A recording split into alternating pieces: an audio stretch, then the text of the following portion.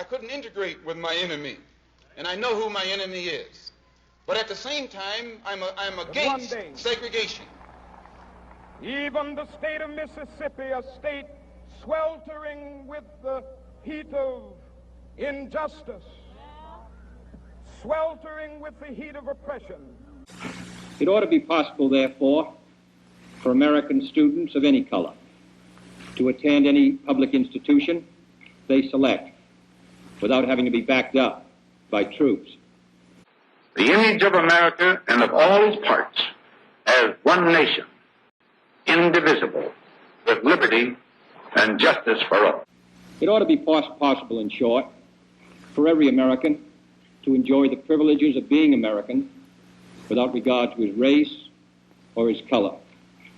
In short, every American ought to have the right to be treated as he would wish to be treated, as one would wish his children to be treated.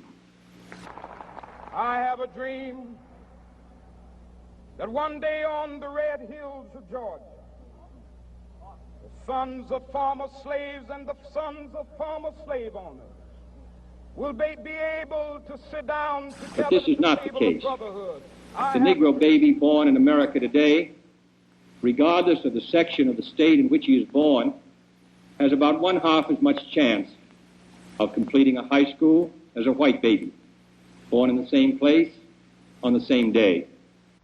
And if the only way we can bring to the attention of the world the unjust situation that exists in this so-called free school system of America is to boycott the school, then we should boycott the school. We should, as a protest, I wouldn't agree with anybody to boycott any school. Around the time when the Declaration of Independence had been written, in the United States, slavery began to phase out in the northern parts of the country.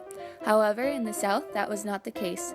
The Southern slave owners kept their slaves and continued to keep in the mindset that black people were property, not people. This mindset continued through the early 1930s, where the harshness of segregation began to take place amongst children's schools. The segregation of primary and secondary schools severely damaged many aspects of life for young white children and colored children by denying colored children a substantial education, creating a hateful breed of white children, and sheltering these children from the real world. White children of the American South during the 1930s were being denied the proper education that they needed due to the color of their skin. The colored children were placed in all black schools, and these particular schools were not allowing their students to receive a proper education because they did not have the resources to do so. These all-black schools were extremely underfunded and did not have nearly enough resources and tools for learning as well as the white schools did. There were enormous discrepancies between the black and white schools concerning funding. Due to this, the black schools had inferior books, buildings, classrooms, bathrooms, meals, water, and the list goes on and on.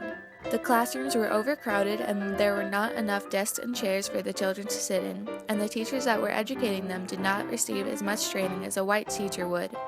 These positions did not pay very well, and with this being added to the rural conditions, it was very difficult to find a qualified teacher for one of these schools. Even if they found a decent teacher who wanted the children to learn, their employers were white and would fire them if they stood up for the right thing to do.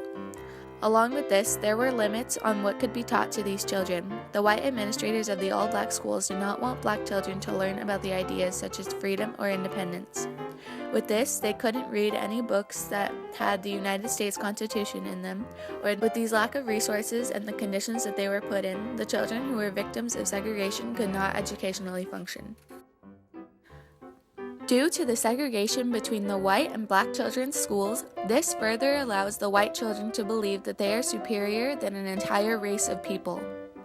The children from the South had already learned from their parents that the blacks were bad people and were not to be associated with. With the enforcement of segregation and the children's not being able to interact with each other, the white children go on believing that they are better than all people with colored skin, and they grow up to be even more hateful and spiteful adults. If the Jim Crow laws were not existent, then progressive steps could have been taken for the black and white children to integrate and to get to know one another as people as opposed to each other's pigmentation.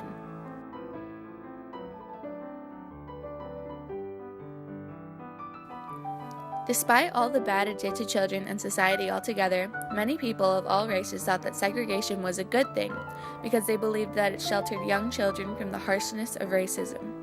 People thought it would be smart to keep all children protected from reality as long as humanly possible, in order to protect their well-being. It would keep the white children from having to socialize with the inferior black children, and it would keep the black children from the bullying and racist remarks of the white children.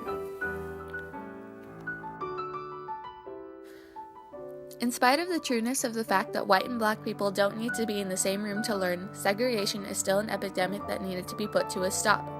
It shielded children from what was actually going on in the world. It is true that children should not be subject to be seeing anything cruel or gruesome, but people of a different skin color does not fall under either of those categories. When one keeps a certain race away from the other, they become completely blindsided when they realize that in life they must interact with the foreign, different colored people.